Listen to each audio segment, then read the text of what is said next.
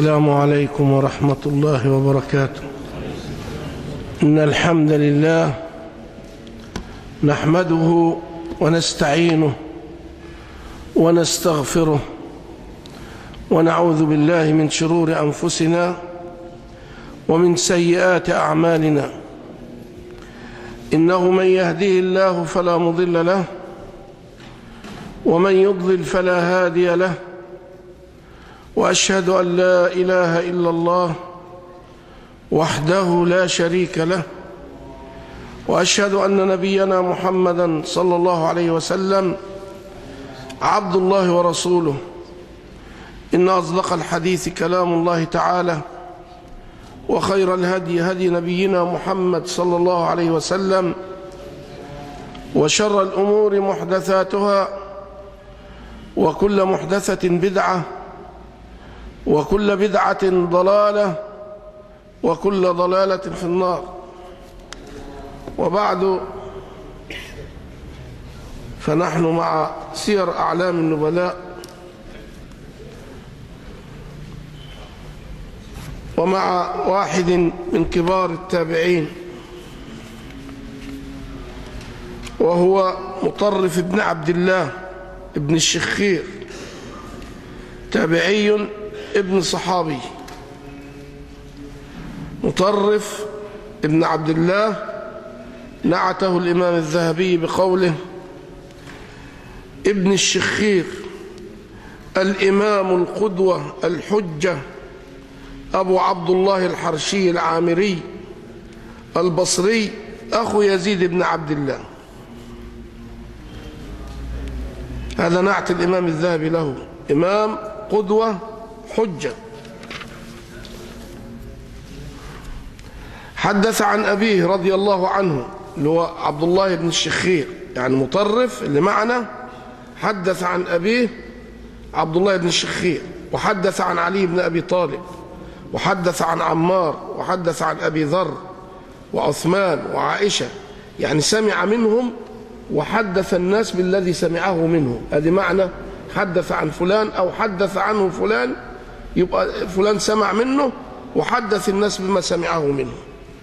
قول: حدث عن أبيه وعن علي وعمار وأبي ذر وعثمان وعائشة وعثمان بن أبي العاص ومعاوية وعمران بن حسين وعبد الله بن مغفل المزني وغيرهم ممن ذكره من الإمام الذهبي. وكذلك حدث عنه الحسن البصري وأخوه يزيد بن عبد الله وأبو التياح، إلى نهاية الأسماء التابعين الذين حدثوا عنه. ومن الأحاديث التي حدث بها عن أبيه وأوردها الإمام الذهبي في ترجمته، قال عن ثابت عن مطرف بن عبد الله بن الشخير عن أبيه قال: أتيت النبي صلى الله عليه وسلم وهو يصلي ولصدره أزيز كأزيز المرجل من البكاء، عليه صلوات الله وسلامه. يعني أبو عبد الله بن الشخير قال له لمطرف: يا بني، أتيت النبي صلى الله عليه وسلم وهو يصلي، فسمعته أو سمعت لصدره أزيز كأزيز المرجل من البكاء وهو يصلي، عليه صلوات الله وسلامه. فهذا انظر كيف السلاسل الطيبة دي. هذا يحدث عن النبي صلى الله عليه وسلم، وبعدين يحدث ابنه، وابنه يحدث عن أبيه، وهكذا، وابنه يحدث يأخذ عنه التابعين، وهكذا. سلسلة طيبة مباركة انقرضت، نسأل الله سبحانه وتعالى أن يعيدها للمسلمين. قال الإمام الذهبي: قال أبي بن كعب كان ثقة. هذا صحابي يشهد له بهذا، أبي بن كعب، اللي هو أقرأ الأمة لكتاب الله، يقول عن مطرف بن عبد الله بن الشخير: كان ثقة له فضل وورع وعقل وأدب. وقال العجلي: كان ثقة لم ينجو بالبصرة من فتنة ابن الأشعث إلا هو وابن سيرين. الأشعث كان خرج على بعض خلفاء بني أمية. ومما ذكره في ترجمته قال: إنه كان بينه وبين رجل كلام فكذب عليه، أي كذب على مطرف بن عبد الله هذا الرجل. فقال مطرف: اللهم إن كان كاذبا فأمته. قال: فخر ميتا مكانه. فرفع ذلك إلى زياد اللي هو الأمير، فقال له: قتلت الرجل؟ يعني استدعاه وقال له: قتلت الرجل؟ قال: لا، ولكنها دعوة وافقت أجلا. ما قتلته، لكن دعيت دعوة وافقت أجله، لأنه طبعا جعله في موقف يعني يمتلئ فيه غيظا، لأنه ما تكون أنت محدث إنسان بحديث وبعدين يكذب عليك أمام الناس، هذه تجعلك يعني يغر صدرك وتتضايق. فما كان منه أن قال: اللهم أمته إن كان كاذبا، وهو يعلم أنه كاذب. فالتاني خر ميت، فاشتكوا أهله للأمير، فاستدعاه قال له: قتلت الرجل؟ قال: ما قتلته، ولكن دعوة وافقت أجلا. وهذه ليس فيها بدعة والله، حدثت مع كثير من السلف. مع الأمير طاهر كان أمير خراسان، ورجل أيضا كذب عليه أمامه فدعا عليه فخر ميتا، دعا عليه بالموت فخر ميتا. فقال الأمير: قتلته؟ قال: والله ما قتلته، ولكن دعوة وافقت قدر الله عز وجل، دعوة وافقت قدر الله. وهذا يقول دعوة وافقت أجلا.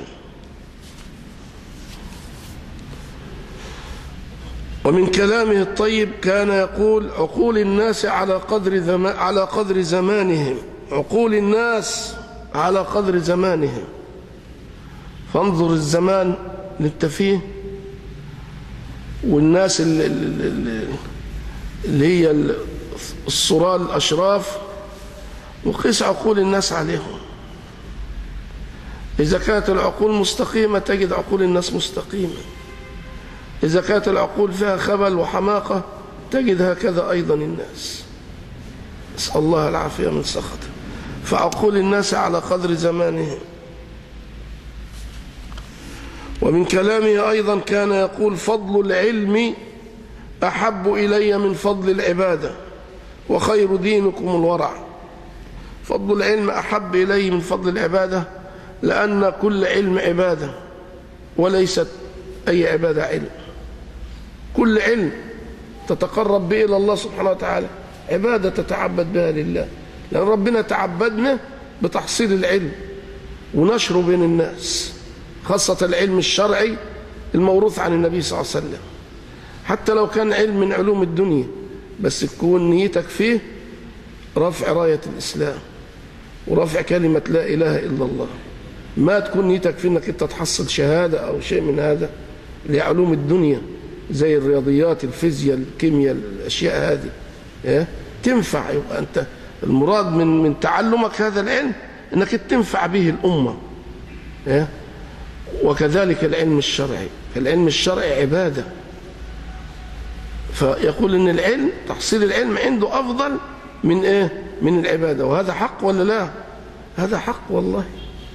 يعني كانوا يسألوا زمان العلماء أن طالب العلم يقوم الليل يصلي ركعات أفضل ولا يعكف على الكتب ويستذكر ويحصل العلم أفضل؟ قل لا، يحصل العلم أفضل. لماذا؟ لأن تحصيل العلم العبادة قاصرة على نفعه هو وحده، إنما العلم لغيره. العلم ينفع بغيره، يهدي الله به ضال، يتعلم به جاهل، يرشد به إنسان تائه، وهكذا. لا، فالعلم نفعه متعدي إلى الغير. وبعدين العلم لو حبينا نتكلم في هذا صفة عظيمة كبيرة. وحسبك أن الله سبحانه وتعالى بين فضله على الملائكة بها، قال: إني أعلم ما لا تعلمون.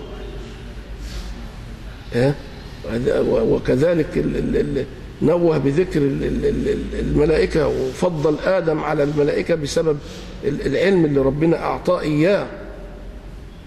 قال: أنبئوني بأسماء هؤلاء إن كنتم صادقين. قالوا: سبحانك لا علم لنا إلا ما علمتنا إنك أنت العليم الحكيم. قال يا آدم أنبئهم بأسمائهم، فأنبأهم أبونا آدم عليه السلام بالأسماء كل شيء ربنا سبحانه وتعالى أوجدها إلى يوم القيامة، فعلموا فضل أبينا آدم عليهم بهذا. وهم لما سألهم ربنا ما استطاعوا، قالوا لا علم لنا إلا ما علمتنا إنك أنت العليم الحكيم. فالعلم ما فيش أشرف منه في حياة العباد. العلم لا يوجد شيء أشرف منه على الإطلاق، فياريت الناس تفكر في هذا الأمر. ولا نقصد بالعلم التعليم النظامي، إنما نقصد به العلم الشرعي الموروث عن النبي صلى الله عليه وسلم، اللي الصحابة فتحت به الأمم، فتحت به القلوب قبل أن تفتح به البلاد.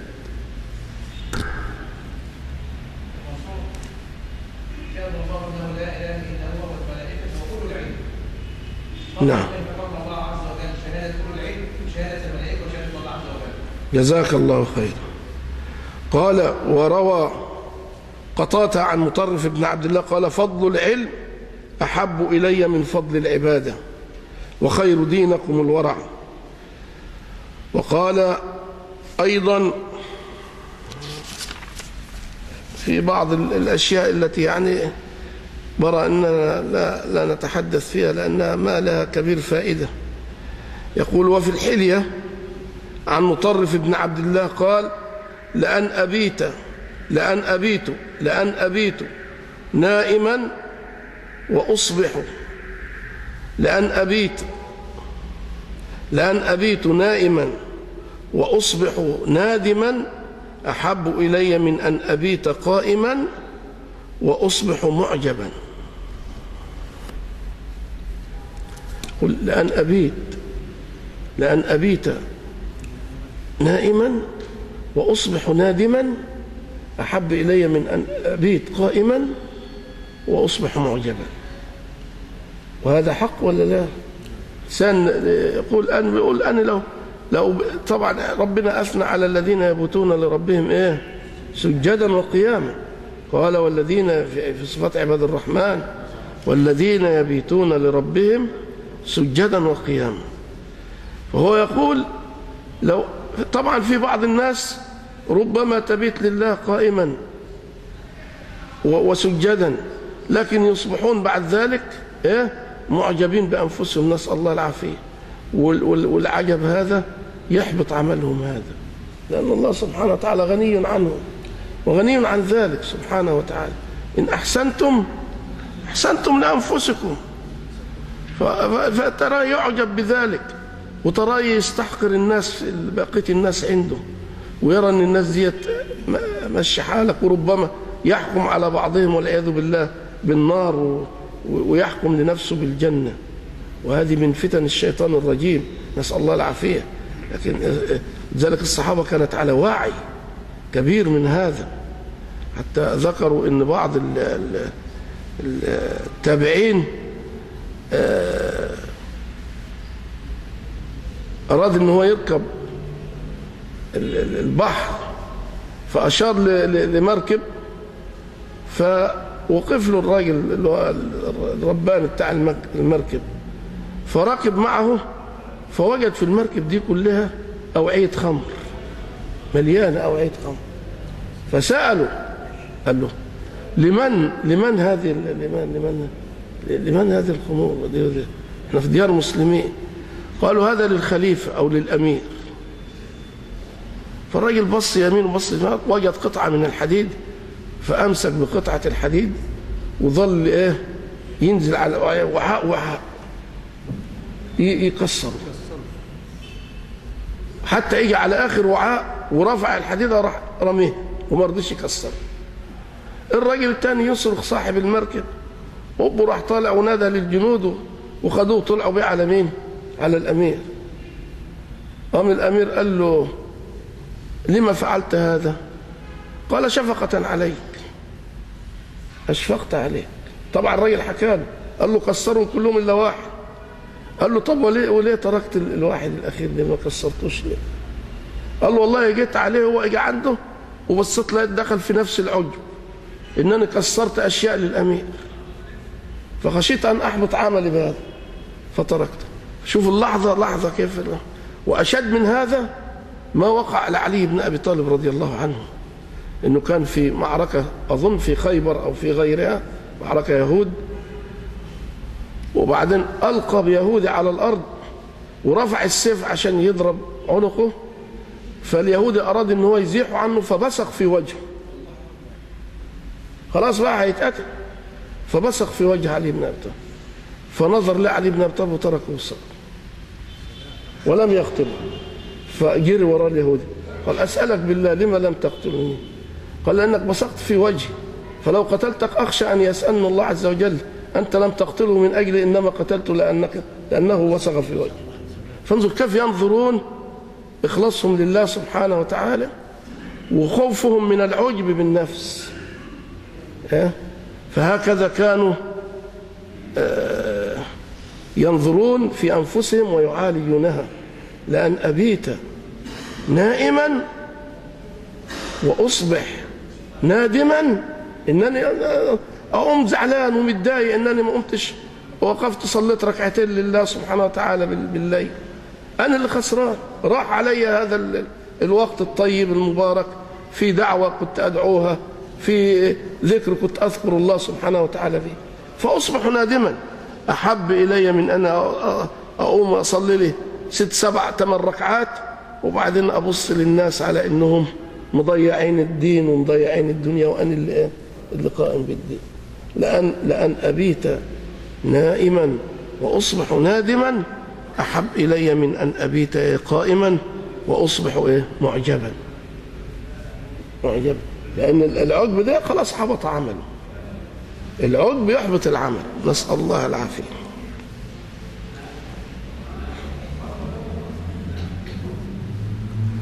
وكان عليه رحمة الله يقول إنما وجدت العبد ملقى بين ربه وبين الشيطان فإن استشلاه ربه واستنقذه نجا. استشلاه يعني أنقذه أو جذبه، وإن تركه والشيطان ذهب به. يعني يريد أن يقول العبد بين الرب وبين الشيطان، إن من عليه رب العالمين سبحانه وتعالى واستنقذه هذا نجا خلاص. وطبعا كل شيء بإيه؟ بإرادة الله ومشيئة الله. هو اللي هو على الصراط المستقيم يظن أنه دخل الصراط المستقيم بشطارته، ولا لا والله. كونك أنت جيت هنا المسجد وجلست الجلسة دي احمد الله، والله ما أتى بك إلا الله عز وجل. ولو أراد الله سبحانه وتعالى أنه يضللك عن هذا الطريق لأضلك، وما يضلك إلا بعدله وبحكمته سبحانه وتعالى. ولذلك من يشاء الله يضلله ومن يشاء يجعله على صراط المستقيم. يبقى المشيئة مشيئة مين؟ مشيئة الرب سبحانه وتعالى، وليس لأحد داخل فيها. ولذلك ينبغي للعبد أن يسلم أمره لمين؟ لله. يا ابن آدم لا تدبر لك أمره فأولي التدبير هلك. سلم الأمر تجدنا نحن أولى بك منك. فسلم الأمر في حياتك كلها لمين؟ لله سبحانه وتعالى واستسلم. ومعنى سلم الأمر يعني كن على شرع الله، مش معنى سلم الأمر أنك أنت عمال بعيد عن شرع ربنا تقول أنا مسلم أمر إلى الله. ما هو مسلم أمرك فين؟ أين أنت من شرع الله حتى تقول أنا مسلم أمر إلى الله؟ فتنبه لهذا.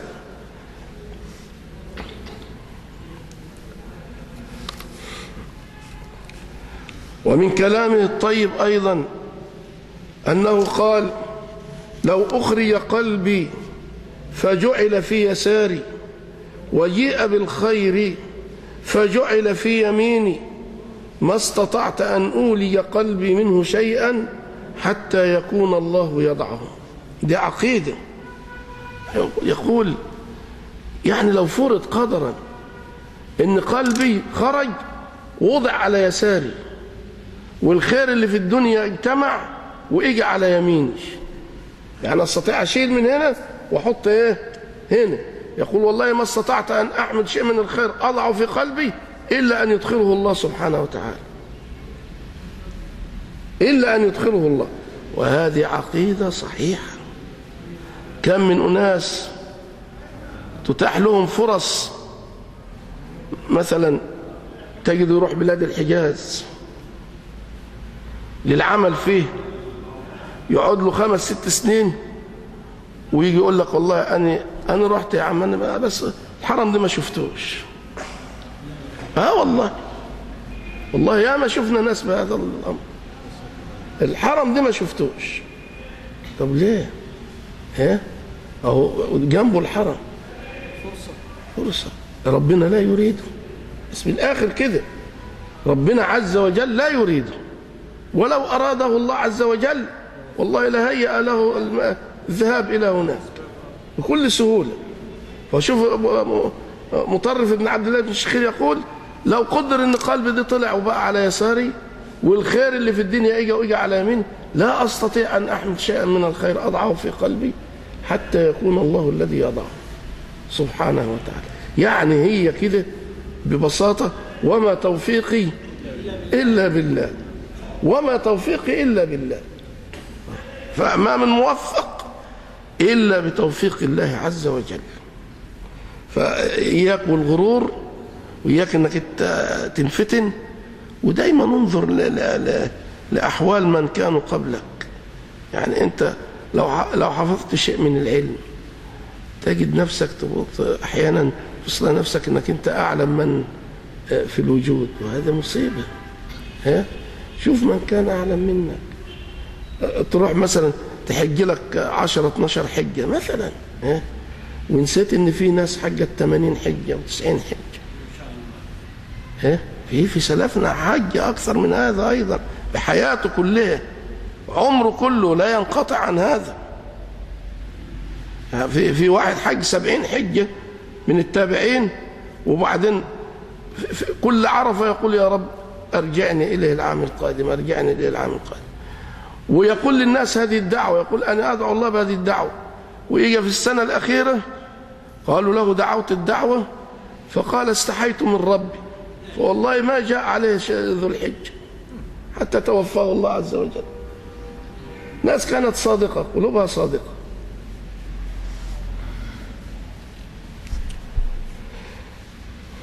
ومن كلامه الطيب أيضا يقول: إن هذا الموت قد أفسد على أهل النعيم نعيمهم، فاطلبوا نعيما لا موت فيه. الله أكبر. يقول: هذا الموت أفسد على أهل النعيم نعيمهم. تقول لي أي واحد عايش في نعيم؟ أغنى أغنياء الأرض. وشوف النعيم بتاعه دوت، هو لأنه هو أصلا في غفلة عن الموت. والله لو تذكر الموت لتنغص عليه نعيمه. لذلك الحسن البصري عليه رحمة الله يقول: والله لو أن أهل الجنة عاشوا آلاف السنين ثم علموا أنهم بعد ذلك سيموتون لتنغص عليهم نعيمه، تنغص عليهم نعيمه. ولذلك مطرف بن عبد الله بن الشخير يقول: إن هذا الموت قد أفسد على أهل النعيم نعيمهم. طب نعمل إيه؟ هل التمسوا نعيما لا موت فيه. إيش النعيم الذي لا موت فيه؟ الجنة. اعملوا له. شوف نعيم الدنيا، ربنا بيقول: أفرأيت إن متعناهم سنين ثم جاءهم ما كانوا يوعدون ما أغنى عنهم ما كانوا يمتعون. ساعة ما يدخل عليك ملك الموت خلاص، مهما كنت تمتعت كأنك ما رأيت متاع قط. لكن الأفن الناس في غفلة عن هذا، ما أغنى عنهم ما كانوا يمتعون. احنا استمعنا للشيخ بيقرأ في أول الآيات اللي قرأها علينا: ألم ترى أن الله أنزل من السماء ماء، ألم ترى أن الله أنزل من السماء ماء فتصبح الأرض لا فسلكه ينابيع. ألم ترى أن الله أنزل من السماء ماء فسلكه ينابيع ثم يخرج به زرعا ثم يجعله ثم يهيج فتراه مصفرا ثم يجعله حطاما. هذه ربنا قال بعد منها إيه؟ إن في ذلك لذكرى لأولي الألباب. طب ايه الذكر؟ بيبين لك اصل الحياه، هي دي الحياه.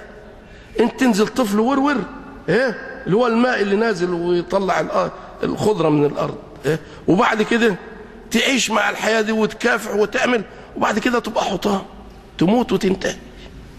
ربنا يقول ذلك، ربنا بعدنا ان في ذلك لذكرى لاولي الالباب، العقول اللي تفكر في هذا، ايه. فإذا يقول إن هذا الموت قد أفسد على أهل النعيم نعيمه فالتمسوا نعيما لا موت فيه. أين هذا؟ في الجنة. نسأل الله أن يجعلنا من أهلها وأن يدخلنا إياها من غير حساب ولا عذاب، إنه على كل شيء قدير. وكان أيضا يقول عليه رحمة الله: ليس لأحد أن يصعد فيلقي نفسه من شاهق ويقول قدر لي ربي، ولكن يحذر ويجتهد ويتقي، فإن أصابه شيء علم أنه لن يصيبه إلا ما كتب الله له.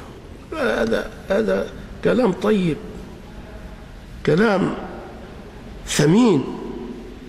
قل ليس لأحد إنه يصعد على شاهق ويلقي نفسه منه، وبعدين يقول رب قدر، ربنا قدره علي. كذاب. انت منين علمت ان ده قدر ربنا قدره عليك؟ اطلعت على اللوح المحفوظ؟ هل اطلعت على اللوح المحفوظ ام اوحي اليك؟ اذا لم تطلع على اللوح المحفوظ ولم يوحى اليك فانت كذاب. لذلك عمر بن الخطاب لما جاء اليه بسارق قال له قدر قدره الله عليه أمين. يسأله يقول له لما سرقت؟ قال قدر قدره الله عليه. فقال اقطعوا يده ثم اجلدوه 40. قال ولما 40 يا أمير المؤمنين؟ قال لافترائك على الله، لافترائك على الله. هو ربنا قال لك اسرق؟ انت مطالب بالقدر ولا مطالب بالشرع؟ انت مطالب بالشرع. هل ربنا سبحانه وتعالى شرع لك السرقة ولا نهاك عنها؟ خلاص انت بس تنتهي عن السرقة فقط، ايه؟ انما لا تحتج بالقدر على معصية تقوم بها. لا يجوز للإنسان انه يحتج بالقدر على معصية يقوم بها، انما يحتج بالقدر فين؟ في المصائب فقط. عند المصائب نحتج بالقدر، نقول قدر الله وما شاء فعل. انما عند المعصية ننظر، المعصية دي احنا فعلناها بأنفسنا؟ نعم. هل أمرنا الله بها؟ لا. أنت مطالب بقدر الله، بإرادة الله الشرعية، لكن ما أنت مطالب بإرادة الله الكونية. الكونية تؤمن فقط إن في قدر ربنا سبحانه وتعالى كتبه على العباد قبل أن يخلقهم ب50,000 سنة، كما صح وثبت عن المعصوم صلى الله عليه وسلم. كتب مقادير الخلائق قبل أن يخلق السماوات والأرض ب50,000 سنة سبحانه وتعالى. مطالب أنك تؤمن بهذا. إنما تروح تفعل منكر وبعدين إذا سئلت تقول قدر قدره الله علي، يبقى أنت كذبت على الله. لأن منين جالك أن ده قدر ربنا كتبه عليك؟ من أين جاءك هذا؟ هل علمته؟ هل اطلعت عليه؟ وهل أمرت به من عند الله سبحانه وتعالى؟ أنت مأمور بشرع الله، افعل ولا تفعل. هو هذا الذي سيسألك الله سبحانه وتعالى عنه.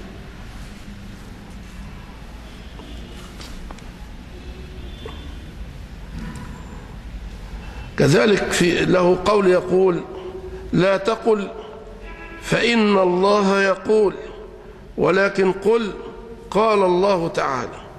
وحقيقة قرأت هذه وفي النفس منها شيء، لكن معلوم أن الإمام الذهبي يعني بيبقى له تعليقات وما علق على مثل هذا القول، فالله أعلم بصحة هذا القول. يعني إذا أردت أن تتكلم عن الله مثلا آية في كتاب الله، يقول لا تقل يقول الله تعالى، إنما قل قال الله تعالى.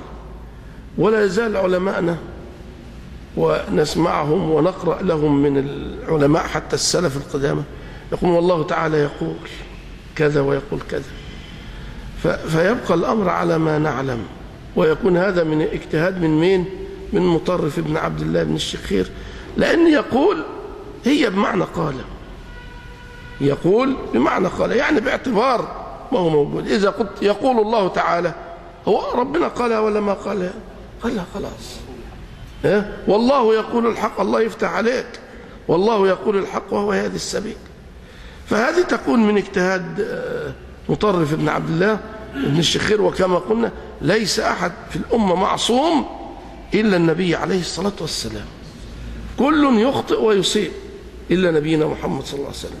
وليس هذا من الخطأ يعني اللي احنا نقدر نقول عليه خطأ بالنسبة لله، ولكن يرى أن هذا أفضل، أو من باب أولى، من باب أولى يقول لك أنت تقول قال الله تعالى ولا تقول يقول الله تعالى. ثم يقول أيضا، وهذه أيضا توقفت أمامها، قل وإن الرجل ليكذب مرتين يقال له ما هذا فيقول لا شيء لا شيء أليس بشيء. يقول الرجل أحيانا يكذب مرتين، إزاي يا مطرف؟ يقول لا شيء لا شيء أليس بشيء. وهذا من الورع. يعني مثلا تفعل أنت شيء، فأنا بقول لك أنت بتعمل إيه؟ تقول لي لا شيء لا شيء، يعتبر ده إيه؟ لأن اللي بتعمله ده شيء ولا ما هو شيء؟ وأنت بتقول لي لا شيء، يعني ما يعنيك هذا ولا يهمك في حاجة ولا يضرك ولا شيء. هذه معناها كما نفهمها، لكن هذا من الورع. ومثل مطرف يقول هذا عليه رحمة الله. قيل ليزيد بن الشخير اللي هو أخوه ما كان مطرف يصنع إذا هاج الناس؟ قال يلزم قعر بيته ولا يقرب لهم جمعة ولا جماعة حتى تنجلي. هذا أيضا من تمام السنة وتمسكه بأمر النبي صلى الله عليه وسلم في الفتن. بيسألوا يزيد أخوه بيقولوا له مطرف الناس لما كانت تهيج في أيام الفتن كان يعمل ايه؟ الثورات اللي بتقوم والكلام ده يطلع معاها ويصيح معاهم ويعمل.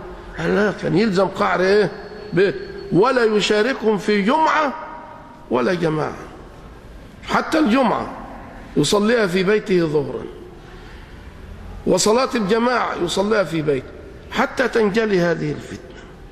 ولذلك هو من أئمة التابعين الكبار اللي هم لم يدخلوا في حزب من أحزاب، لأنه كان عاصر علي بن أبي طالب ومعاوية بن أبي سفيان وما وقع بينهما، لكن ما كان يرى أن الحق مع علي، لكن لم يدخل معه في قتال.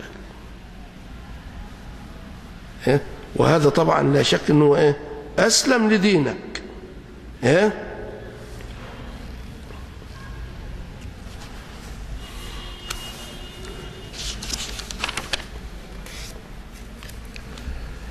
كذلك مما يروى عنه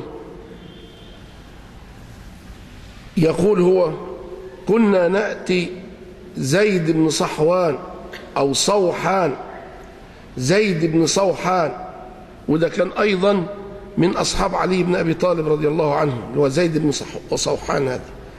فكان يقول يا عباد الله أكرموا وأجملوا، فإنما وسيلة العباد إلى الله بخصلتين، الخوف والطمع. فأتيته ذات يوم وقد كتبوا كتابا فنسقوا كلاما من هذا النحو: إن الله ربنا ومحمد نبينا والقرآن إمامنا، ومن كان معنا كنا وكنا، ومن خالفنا كانت يدنا عليه وكنا وكنا. فجعل يعرض الكتاب عليهم رجلا رجلا فيقولون أقررت يا فلان؟ حتى انتهوا إلي فقالوا أقررت يا غلام؟ قلت لا. قال يعني زيدا وزيد بن صوحان لا تعجلوا على الغلام، ما تقول يا غلام؟ قال قلت إن الله قد أخذ علي عهدا في كتابه فلن أحدث عهدا سوى العهد الذي أخذه الله علي. قال فرجع القوم من عند آخرهم ما أقر منهم أحد وكانوا زهاء 30 نفسا. هذه يعني وقفة طيبة مباركة لمن قسموا الأمة إلى جماعات وأحزاب وشيع، عليهم أنهم يتقوا الله عز وجل في الأمة. زيد بن صوحان ده رجل تابعي، وكان بالنسبة للناس اللي جالسوه كان من أعلمهم، فجم في يوم من الأيام فكروا أنهم يكونوا جماعة تبقى هم قائمة بذاتهم لهم، فنسقوا كلاما يقول على هذا النحو. إيش هو الكلام؟ الله ربنا ومحمد نبينا والقرآن إمامنا ومن كان معنا كنا وكنا ومن كان علينا كنا وكنا. كلام من هذا النحو، يعني اللي هي العقود والشروط اللي بيقولوها في الجماعات دي. وبدأوا يمروا على واحد واحد، كانوا 30. أقررت يا فلان؟ يقول أقررت. أقررت يا سالم؟ أقررت يا أنور؟ أقررت يا فلان؟ أقررت. كله مقر لحد ما وصلوا لمين؟ لمطرف بن عبد الله بن الشخير عليه رحمة الله، وكان أصغرهم سنا. قالوا أقررت يا غلام؟ قال لا. فطبعا هموا أنهم يتكلموا معه، فقال زيد لا تعجلوا على الغلام. لما يا غلام لا تقر يعني؟ فقال إن الله قد أخذ علي عهدا في كتابه. إيه هو العهد اللي في كتابه؟ أسلموا لله وانتهى الأمر، وسماكم المسلمين من قبل. هنروح نسمي جماعة فلان وجماعة زيد وجماعة عباد من الجماعات اللي ماهاش غايبة عن الناس وكل الناس عارفاها، إيه يصلح؟ والله سماكم المسلمين من قبل.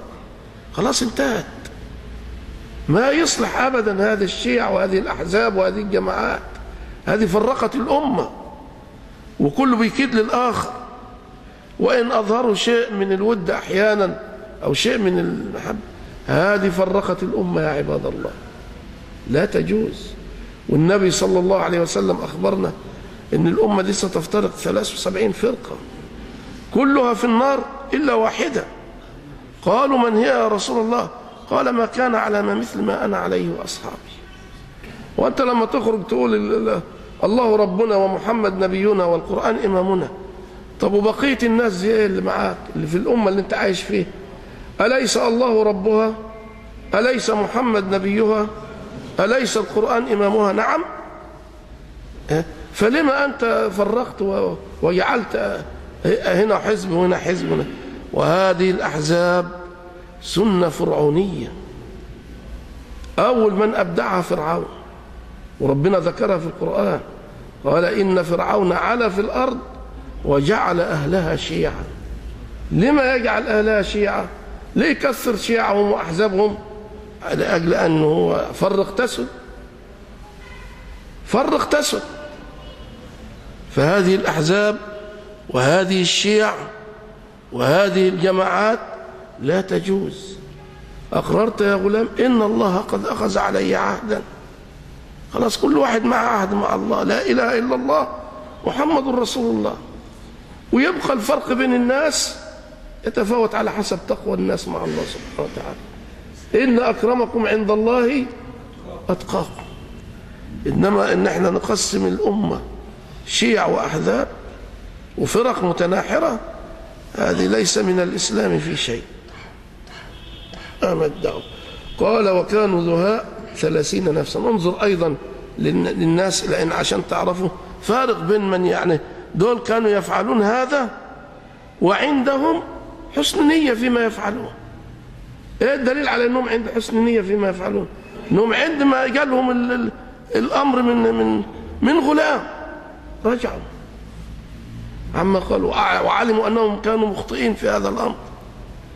انما انت تقدر تروح لحزب وتقول له الحزب ده، وخاصة الاحزاب اللي طالعه اللي كانت بتقول الاحزاب حرام، ايه اللي كانت بتقول الاحزاب حرام اصبحت مكونه حزب له، ايه تقدر تروح تقول لهم الحزب حرام؟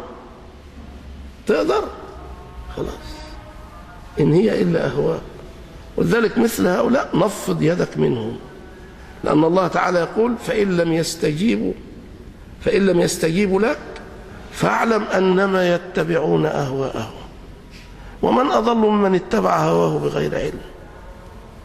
من أضل ممن اتبع هواه؟ الهوى ده نسأل الله العافية، يكون إله من دون الله الناس بتعبده لكن لا يشعرون. والله الذي لا إله غيره.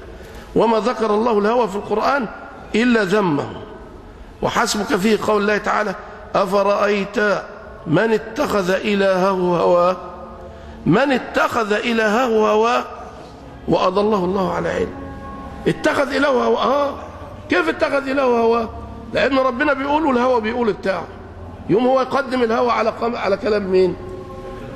على كلام ربنا. يبقى اتخذ الهوى إله ولا لا؟ وجعل الهوى ند لله ولا لا؟ هو يشعر بهذا؟ لا يشعر بهذا. نسأل الله العافية. إلى أذان العشاء. الحمد لله.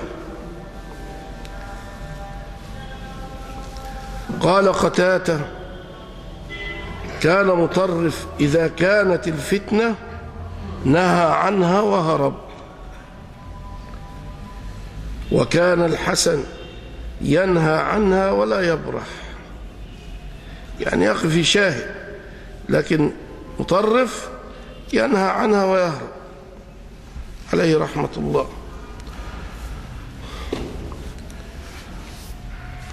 ومن أخباره عليه رحمة الله قال كان مطرف ابن عبد الله وصاحب له يسيران في ليلة مظلمة، فإذا طرف صوت أحدهما عنده ضوء، فقال أما إنه لو حدثنا الناس بهذا كذبونا. قال مطرف المكذب أكذب.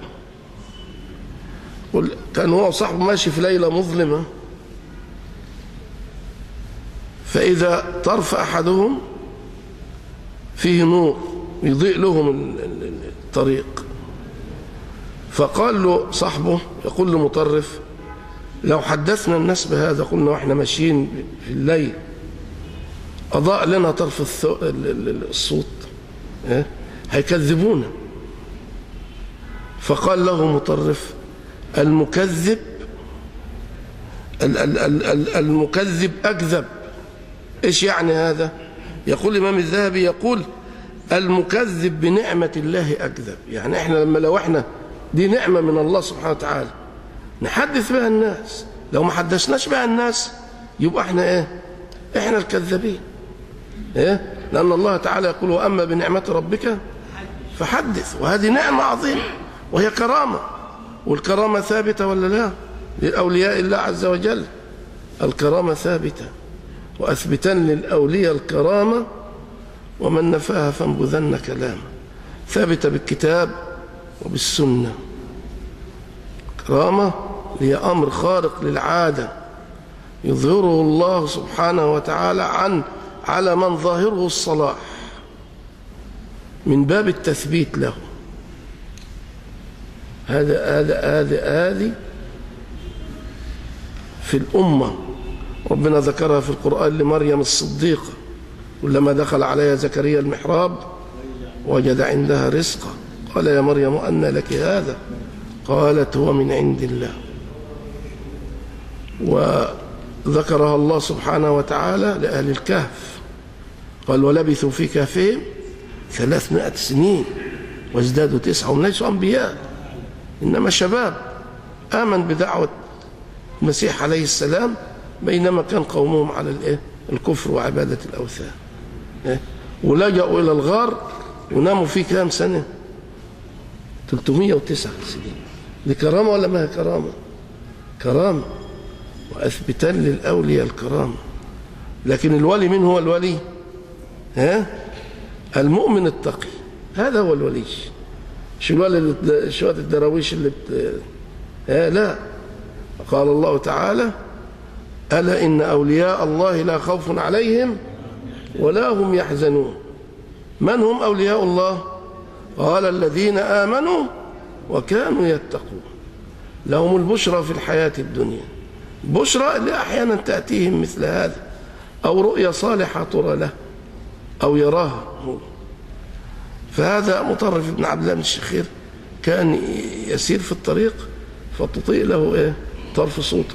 وهذا كان يحدث لأصحاب النبي صلى الله عليه وسلم ولا لا؟ إيه؟ كان يخرج من عند النبي في الليلة المظلمة ومعه عصاه فتضيء له العصا. أختم إن شاء الله بهذا، يعني مش هنستطيع أن احنا ننتهي منه عشان من أجل الصلاة أيضا. يقول أبو التياح: كان مطرف بن عبد الله يبدو أي يظهر، فإذا كان ليلة الجمعة أدلج على فرسه، يعني ركب عليه، فربما نور له صوته، فأدلج ليلة حتى إذا كان عند القبور هوم على فرسه، يعني أخذ شيء من النعاس ومططي فرسه لأنه خارج في وقت الليل ليلة الجمعة. يقول: فرأى فيما يرى النائم، قال: رأيت أهل القبور صاحب كل قبر جالسا على قبره، فلما رأوني قالوا: هذا مطرف يأتي الجمعة. قلت: أتعلمون عندكم يوم الجمعة؟ قالوا: نعم، نعلم ما تقول الطير فيه أيضا. قلت: وما تقول الطير؟ قالوا: تقول: سلام سلام من يوم صالح، سلام سلام من يوم صالح. يحكي يقول: خرج كان يزور المقابر ليلة الجمعة وقت الليل، فخرج على فرسه وواقف جالس على الفرس، أخذته سنة من النوم نعس، فرأى فيها أهل القبور، المقبرة اللي هو رايحها دي، كل واحد قاعد على قبره، كل ميت في القبر قاعد على قبره ينظرون إليه. ساعة ما شافوا قالوا: هذا مطرف يأتي يوم الجمعة. فقال لهم: تعرفون يوم الجمعة؟ قالوا: نعم، ونعرف ماذا تقول الطير فيه. قال: ماذا تقول الطير فيه؟ قال: يقول: سلام سلام من يوم صالح. الطير تقول وتتكلم ولا لا؟ ولا نؤمن بهذا ولا لا نؤمن؟ نؤمن بذلك والله ونصدقه.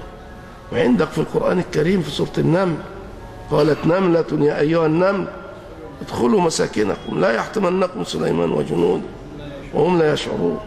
ولما تفقد الهدهد وبعدين قال فمكث غير بعيد فقال: أحط، كلام الهدهد، أحط بما لم تحط به وجئتك من سبأ بنبأ يقين إني رأيت امرأة تملكهم وأوتيت من كل شيء ولها عرش عظيم وجدتها وقومها يسجدون للشمس من دون الله وزين لهم الشيطان أعمالهم فصدهم عن السبيل فهم لا يهتدون. اسمع الهدهد، كلام الهدهد هذا: ألا يسجدوا لله الذي يخرج الخبأ في السماوات والأرض ويعلم ما تسرون وما تعلنون، الله لا إله إلا هو رب العرش العظيم. هذا تجد التوحيد هذا عند ابن آدم؟ أسألكم بالله، هل تجدون هذا التوحيد عند ابن آدم؟ وكيف يخبر عن الله أنه يخرج الخبأ، يعني المستخبي يخرج له طعام أو رزق له أو لغيره من الطيور. نسأل الله سبحانه وتعالى أن يعلمنا ديننا، وصلى الله وسلم وبارك على نبينا محمد. في سؤال هنا، دقيقة واحدة. شيخ رمضان يقول: أيها المصلح، ما بلاء في الإسلام، في إسلام البحيري، وماذا يفعل به مسلم؟ إسلام البحيري لا تسمعوا له ونفضوا أيديكم منه، هذا من المتعالمين. هذا الخنفشار. عارفين الخنفشار؟ الخنفشار ده يا أخوانا علماءنا حكولنا عنه والله في كتبهم. الخنفشار ده رجل كان يجلس يدعي العلم ويبين للناس أنه على علم، والناس طبعا في العوام والجهلة كانوا يروحوا يسمعوه. فلما سمع به العلماء وجدوه ضل للناس، فقالوا: الراجل ده ما ينفعش الا نعجزه، يعني نسأله أمام الناس فيقوم ما يعرفش يجاوب، نسأله أسئلة تعجزه، الناس تنفض عنه، لأن ده كان حال الناس. فقالوا نسأله، فقالوا ننحت له كلمة، فنحتوا له كلمة ليس لها أصل في اللغة، اللي هي كلمة الخنفشار. فسألوه أمام الناس، قالوا له: ما الخنفشار؟ فقال الخنفشار نبات يطلع في أطراف اليمن إذا أكلت منه الإبل انعقد حليبها. قال شاعرهم اليماني لقد عقدت محبتكم فؤادي كما عقد الحليب الخنفشار. وقال رسول الله صلى الله عليه وسلم قالوا له بس اقف بقى هنا، انت كذبت على هؤلاء، لا تكذب على رسول الله صلى الله عليه وسلم، هذه كلمة منتحلة ملهاش أصل أصلا. فهذا إسلام البحيري ويوسف الحسيني وهؤلاء القردة المرضى إخوان الشياطين والله الذي لا إله غيره، لا يجوز لأحد ما يسمع لهم. في أكتر منهم يتكلمون عن الرب عز وجل بما لا يليق وينسبون له النقائص. يصلح واحد يتكلم عن ربك اللي خلقك وبيرزقك وهيميتك ويحييك، يتكلم عنه بهذا الكلام، يقول لك أصل كان ربنا في خياله ما كانش يتخيل إن الناس هتعمل كده. يصلح هذا الكلام؟ هذا والله سمعتها منه بنفسي. فهذا لا يجوز إن احنا نسمع له. هؤلاء خفافيش أعماها النهار بضوئه وصادفها قطع من الليل مظلم. ولكن الحمد لله بلغني إن القضاء ألغى القناة بتاعتهم، فلله الحمد والمنة. وصلى الله وسلم وبارك على نبينا محمد.